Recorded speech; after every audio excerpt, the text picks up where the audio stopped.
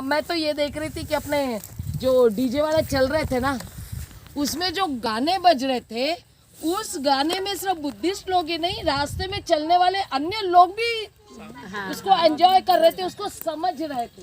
नमस्कार कर जब गाने इतने अच्छे तरीके से बताए जा रहे हैं, लोगों को समझ में आ रहा है, वो उन पर प्रभाव डाल रहा है, तो हम इतने सारे लोग चले हैं, तो ये भी तो प्रभाव डाला है।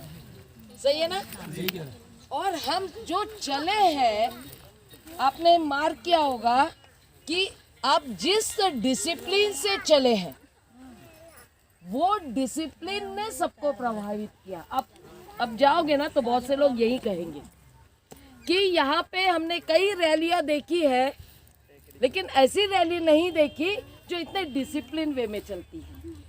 क्योंकि बुद्ध की शिक्षा हमको सबसे पहले क्या सिखाती है? डिसिप्लिन सिखाते हैं। हम अगर बुद्ध को मानते हैं और हम डिसिप्लिन का पालन नहीं करेंगे तो क्या बताएंगे हम लोगों को? वो लोग क्यों आएंगे बुद्धिज्म की तरफ में?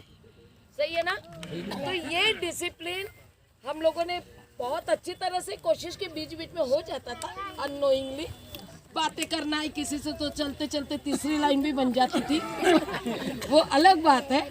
लेकिन काफ़ी अच्छी तरीके से आप लोगों ने सहयोग करके, एक दूसरे का सहयोग लेकर देकर लाइन से चले हैं, और इसे और शांततापूर्ण तरीके से चले, एक दो लोगों को छोड़कर जो बातचीत कर रहे थे रास्ते पर। मैं बोलने वाली थी तभी, लेकिन मैं बोली नहीं, मैं यहाँ आकर बताऊंगी। ये मैंने कहा था, वो ये है कि हम लोग खास करके जो आए हैं वो वॉकिंग मेडिटेशन करके आए हैं।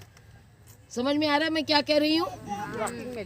वॉकिंग मेडिटेशन वो होता है जिसमें हम चलते समय भी ध्यान से चलते हैं, ध्यान लगाकर चलते हैं, और ध्यान लगाकर चलते हैं। जिसको समझ में नहीं आया वो बात करता है, जिसको समझ में आया वो चुपचाप ध्यान से चलता है, जिसको समझ में नहीं आया वो लाइन के बाहर जाता है, जिसको समझ में आता है वो बराबर देखता है आगे वाला चल रहा है तो उसी के पीछे मुझे चलना है।